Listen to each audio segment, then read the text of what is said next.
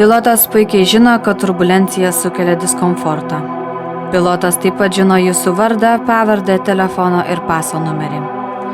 Šiandien sekmadienis 8 val. Vakaro, prie mikrofono Liepa ir jūs klausotės Juodvarnių radijo stoties.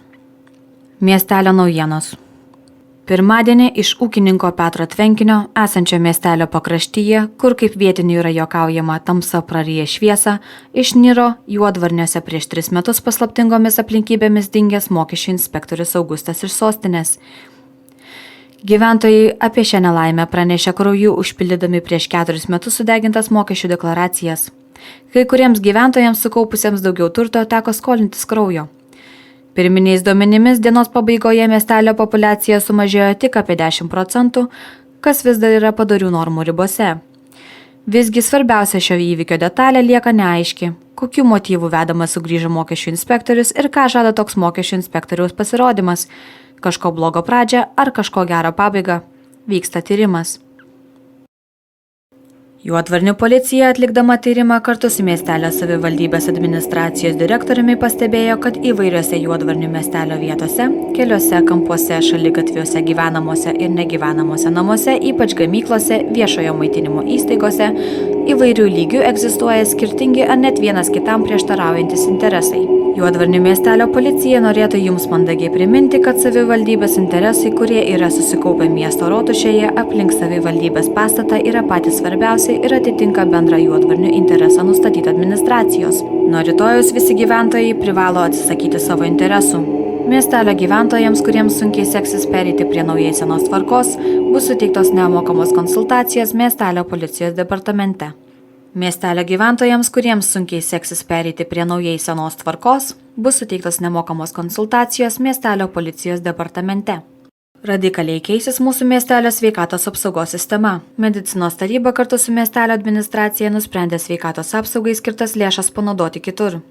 Po nelabai ilgai trukusių svarstymų savivaldybės administracijos sveikatos apsaugos poskyrius nusprendė, kad ligoninėje atsiras atskiros vietos senoliams, besikamuojantiems nuo peršalimo, dantų skausmo ir kitų ūminių sutrikimų, kaip kad nerimas ar depresija. Nuo kitos savaitės bus sujungti dantų kabinetas ir skubiosios pagalbos skyrius, kurie buvo įsikūrę nelabai erdvaus sandėliuko rūsyje. Iš viso esamo turto buvo paliktas tik vienintelis 1987 m. juodas Mercedes-Benz karavanas, be ryškių skiriamųjų ženklų ar sirenos, o miestelio ligoninės administratorius, o kartu ir vyriausiasis daktaras persikels iš rotušės į 4 kvadratinių metrų būdelę be langų, esančią šalia naujojo miesto paplūdimio. Jau tradicija tapo, jog po šventų mišių Juodvarnių miestelio bažnyčioje Juodvarnių gimnazijos pradinukai renkasi prie Juodvarnių rotušės, kur jiems įteikiami kelialapiai į gyvenimą.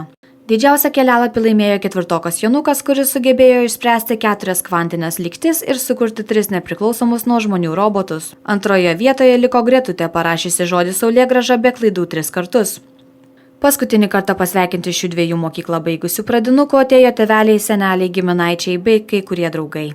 Tai viena svarbiausių metų švenčių, kurios metu abiturientai yra palydimi į šalia esamą mišką, kur jie toliau tęs dienines ir naktinės savo studijas. Dažnai tai būna paskutinis kartas, kai tėvai mato savo atžalą sveikus ar apskritai jos mato. Juodvarnių radijas norėtų išreikšti užuojautą visiems, kurių vaikai baigia mokyklą ir priminti, kad miestelio savivaldybės administracija primiktinai siūlo neleisti savo vaikų į mokyklą. Yra kitų, daug svarbesnių ir visuomeniai naudingesnių darbų. Norėtumėme atkreipti dėmesį į faktą, kad geriamasis vanduo visada keistai švytėjo ir atsidavė nelabai maloniu kvapu. Dažnas iš mūsų vandenį naudojame pasišviesti tamsoje ar kaip vaistą nuo visų ligų. Visgi nuo praeitos savaitės vanduo ėmė keistai kvepėti, kas galėjo išmušti nemažai juodvarniečių iš rutinos. Spėjame, kad dėl to radijo redakcija bandė pasiekti nemažai laiškų. Vandens kvapas iš prakaito ir dizelino kvapo keisis į sieros ir lengvai papuvusių daržovių kvapo, o vandens spalva iš šviežiai žalios ir šiek tiek mėlyna, neprarasdama švytėjimo intensyvumo, teigia vandens priežiūros tarnybos vyresnysis specialistas Jonas, dingęs jau 4 metus, primindamas, kad žalia spalva iš principo negali egzistuoti. Programos rėmėjų žodis. Taverna kviečia jūs paragauti skaniausio pasaulyje sviesto gaminio. Mažylių meniu prasideda nuo pusės kilogramo sviesto. Taip pat turime specialų meniu išrankiesiems pavadinimu hipsteris. Be glitimo, veganiškas, be kofeino ir cukraus sviestas išlydytas Fair Trade taukose. Taverna įsikūrusi priešais miestelio paplūdimį. Auksinį šeštadienio rytą 5:30 vietos laiku Juodvarnių oro uoste, apie kurio egzistavimą sklinda legendos dar nuo kunigaikščio Algirdo laikų, nors to oro uosto nei pats Algirdas, nei jo sūnus Andrius iš Polocko, lietuvių kalbintas Vingaudo vardu, nei kas nors iš juodvarniškių nebuvo matęs ar kojos įkėlęs. Taigi tame Vitebsko legendose egzistuojančiame oro uoste niekam jokių radio dažnių nepranešęs nusileido lėktuvas iš mažiau žinomo Liutono oro uosto. Medinę pašiūrę šalimais nusileidimo tako susikalęs kiemsargis Donatas buvo tiesioginio to žodžio prasme išverstas iš koto, mat lėktuvai čia leisdavosi tik kiemsargio košmaruose bei svajonėse. Tačiau karvės būtų užsispyrusios, todėl tą rytą vyras nieko nepešė. Donatas iš to apmaudo net apalpo. Bet šį kartą jau aptemusioje vyro sąmonėje nesusišvietė joks lėktuvas. Ar tai sutapimas? Ir taip ir ne. Šį nesurežisuotą performansą pro lėktuvo langus stebėjo ganėtinai neįvairaus amžiaus lėktuvo keleiviai plojo. Viena iš keleivių pagyvenusi 6 kačių mama Elizabeta iš susijaudinimo niekaip negalėjo sustoti, tad plojo tol, kad nebejautė rankų, nes nebebuvo ko jausti. Kiti keleiviai prieš tai neploję Donatui pradėjo karštai ploti Elizabetai. Vienas iš jų bandė sustoti, bet bergždžiai plojimą pakeitė ašaros, keleivis apniko paniką. Kita, nesugebėjusi sustoti ploti keleivį, ištiko infarktas. Žuvusiojo žmona sakėsi neapgailestaujanti dėl tokio vyro pasirinkimo ir žadėjo parašyti ilgą laišką apskaitininkų dirbančiam sūnui bei prezidentai, gal net išleisto paties pavadinimo knygą. Pirminiais duomenimis lėktuvas iš Liutono oro uosto skrido virš Juodvarnių, tačiau dėl Lietuvą apėmusios tropinės audros buvo priverstas nusileisti Juodvarniuose. Nugenėjęs pusę UNESCO saugomo pušyno viršūnių lėktuvas sėkmingai nusileido ir neužsidegė. Visą šį įvykį stebėjusi žalmargė karvė stebėtinai trumpa uodega toliau nesijaudindama rupšnojo žolę.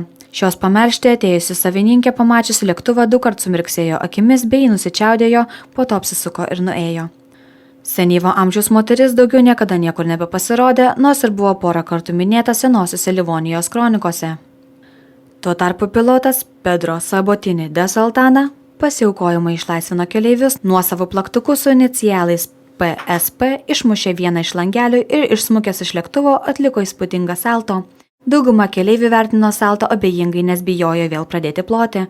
Kol Pedro Sabotini de Saltana pramankštino kojas, audra nurimo. Celofaniniu maišeliu apklijavus iškultą langą lėktuvas lyg niekur nieko pakilo į orą. Praėjus 2 savaitėms po nelegalaus lėktuvo iš Liutono nusileidimo pastipo karvė. Nei Donato, nei karvės, anei Juodvarnių gyventojai, anei savivaldybė nepasigedo. Tik šiek tiek pagarsėjęs Krivis Lizdeika savo laikais pranašavo, jog įtikiai pastipus karviai prasivers svieto galą nešanti bedugnė. Gediminas, jo sūnus Algirdas bei šio sūnus Andrius iš Polocko, lietuvių kalbintas Vingaudo vardu, iš tokių pranašysčių juokėsi. Korekcijos. Tiems, kas nesate užtikrinti, kad esate, pranešame, jūs nesate. Jeigu jūsų namuose yra elektra, nedelsiant praneškite policijai.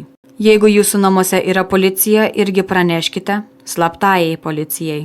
Šios savaitės populiariausia naujiena – elektroninis paštas. Jeigu turite žinių ar naujienų, kuriomis norėtumėte pasidalinti su Juodvarnių radijo stotimi, tačiau pageidaujate tai padaryti anonimiškai, palikite mums savo vardą, pavardę, adresą, mes pasirūpinsime, kad ši informacija nepasiektų mūsų klausytojų. Ypač dėkojame Vykintui Bulgatskiui gyvenančiam Tiesiojoje gatvėje už tai, kad mums papasakojo apie keistus savo žmonos įpročius rytais. Sportas. Šiandien Juodvarnių miestelyje vyko kojinių metimo į tolį varžybos, kuriame dalyvavo tiek prakaituotos, tiek švarios kojinės. Dalyviai, kurių kojinės buvo nepakankamai prakaituotas ar nepakankamai švarios, ne tik pašalinti iš varžybų, bet ir gavo apsilankyti pas profesorių Šliogerį. Visos kojinės taip pat turėjo turėti bent 2 skyles, iš kurių bent viena didesnė nei 2 kvadratiniai centimetrai. Žiūri prizas už išskirtinės kojinės atiteko kariuomenės vadui Arminui, kurio kojinės ne tik skleidė išskirtinį valstybės pareigūno aromatą, bet ir turėjo didžiulę skylę kulne. Nulupti kojinę nuo Armino pėdos prireikė 6 vyrų ir tiek pat moterų. 3 iš jų proceso metu nuslinko ūsai, vieną ištiko širdies smūgis. Kad netrukdytų savo vaitojimais varžybų atmosferos, į burną jam buvo įkištas bijūno žiedas. Autoritetingai komisijai įvertinus dalyvių kojinių kvapą ir skylių dydį, prie starto linijos galiausiai stojo tik Arminas. Metai intensyvios masturbacijos kariuomenės poligone ne juokais ištreniravo sportininko dešinę ranką, bet ir pagerino metimo techniką. Jo sviesta kojinė nuskriejo 8 metrus ir 4 centimetrus. Apie neabejotiną sportininko pranašumą paliudijo ir Juodvarniuose trumpam dvigubai padidėjęs radiacijos kiekis. Kariuomenės vadas Arminas buvo apdovanotas 1, 2 ir 3 vietos medaliais bei nagų karpimo žirklėmis. Miestelio pažymos su ašaromis akise tvirtino, kad tai geriausia jo gyvenimo diena po vaikystėje patirtų nuotykių už kaimyno Vlado daržinės. Horoskopai. Šią savaitę visi Lietuvos piliečiai gimę tigro metais, kaip ir kiekvieną savaitę, susilauks nelauktų netikėtumų. 100% tikimybė, kad visi laimėsite 30 € vertės aukso puodą, didžiausia per pastaruosius 5 metus, tad paskubėkite siųsti vaikus į artimiausią universalinę parduotuvę. Kovingai nusiteikęs Marsas antroje mėnesio dekadoje labai apmažins šansą laimėti loterijoje. Neloškite 26 ir 27 dienomis. Nebent žinoma, o tai visi turi privalomai žinoti, esate gimęs beždžionės metais ir esate šaulys.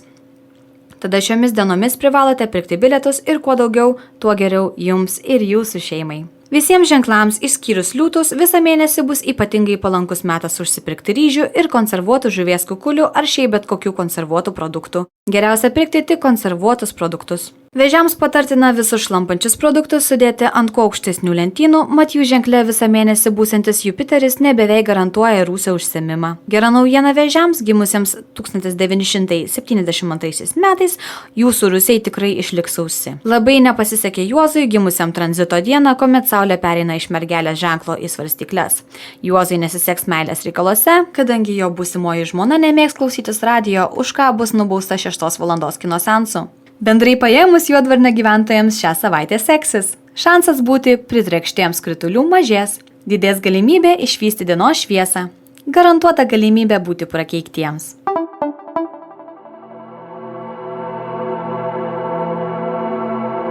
Jeigu nenorite ar nepajėgite kauti su minia einant pas kleboną, geriausia atvykti prieš minę arba po jos. Su jumis buvo Liepa, jūs klausėtės Juodvarnių radijo stoties. Labos nakties.